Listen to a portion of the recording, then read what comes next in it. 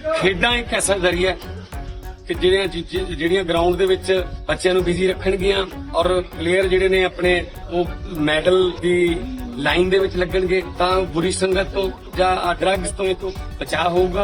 मुख्यमंत्री भगवंत सिंह मान के नेतृत्व में पंजाब सरकार कमाल का काम कर रही है। क्लस्टर स्तर पर 1000 खेल नर्सरियां स्थापित की जा रही हैं। पहले चरण में 250 खेल नर्सरियां खोली गई हैं। विभिन्न खेल प्रतियोगिताओं के तहत खिलाड़ियों को 88 करोड़ रुपए मिले हैं। हमारे मानयोग सीएम साहब है भगवंत मान जी, उन्होंने बहुत अच्छे और अलग उपराले किए हैं। सरकार ने बहुत वधिया करे जी। हुण खेडां वतना पंजाब दियां जिहड़ा सीएम साहब ने अपने चलाया जी, वो बहुत वधिया जी। छोटे लेवल तो मतलब बच्चों लिए बहुत वधिया जी। पेरिस ओलंपिक में हिस्सा लेने वाले पंजाब के 19 खिलाड़ियों को 12.5 करोड़ रुपए दिए गए। एशियन गेम्स में हिस्सा लेने वाले पंजाब के 58 खिलाड़ियों को 29.25 करोड़ रुपए दिए गए। 11 दिग्गज खिलाड़ियों को डीएसपी और पीसीएस की नौकरी दी गई। वैसे तो भारत और पाकिस्तान के बीच रिश्ते सामान्य नहीं हैं। आतंकवाद और अलगाववाद बढ़ाने में पाकिस्तान की भूमिका के चलते भारत से उसके रिश्ते खराब हुए। हालांकि इन सब के बीच दोनों देशों ने एक बड़ा कदम उठाया है। भारत और पाकिस्तान ने 1 जनवरी को अपने परमाणु प्रतिष्ठानों और सुविधाओं की सूची का आदान प्रदान किया है। भारतीय विदेश मंत्रालय ने इस बारे में अपडेट साझा किया। विदेश मंत्रालय ने जानकारी दी है कि दोनों देशों के बीच ये समझौता इसलिए किया गया था ताकि परमाणु प्रतिष्ठानों पर हमले को रोका जा सके। और इस बार दोनों देशों ने परमाणु प्रतिष्ठानों और सुविधाओं की सूची का आदान प्रदान करके 3 दशक से भी ज्यादा समय से जारी सिलसिले को बरकरार रखा है। विदेश मंत्रालय ने कहा है कि ये दोनों देशों के बीच ऐसी सूचियों का लगातार 34वां आदान प्रदान है। इस सूची का पहला आदान प्रदान 1 जनवरी 1992 को हुआ था।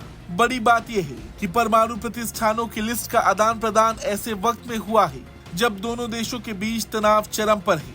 कश्मीर मुद्दे के साथ साथ सीमा पार आतंकवाद को बढ़ावा देने को लेकर भारत ने पाकिस्तान की कई बार क्लास लगाई है। आतंकियों के समर्थन से पाकिस्तान ने कई बार भारत में माहौल बिगाड़ने की कोशिश भी की है, मगर भारत ने उसकी हर चाल को नाकाम किया।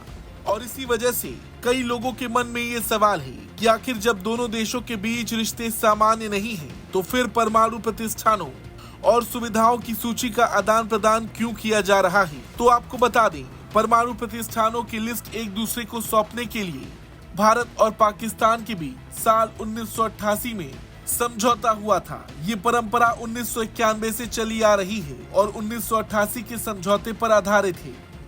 इस समझौते के तहत दोनों देशों के बीच हर साल 1 जनवरी को अपने अपने परमाणु प्रतिष्ठानों के बारे में एक दूसरे को सूचना देने का प्रावधान है।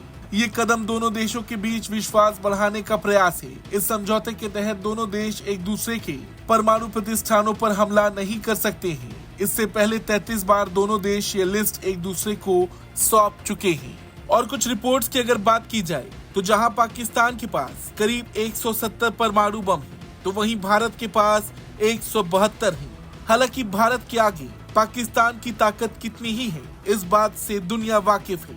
भारत और पाकिस्तान के बीच कारगिल समेत 4 युद्ध हो चुके हैं, लेकिन हर युद्ध का नतीजा एक ही रहा है, पाकिस्तान की हार। ब्यूरो रिपोर्ट, भारत तक।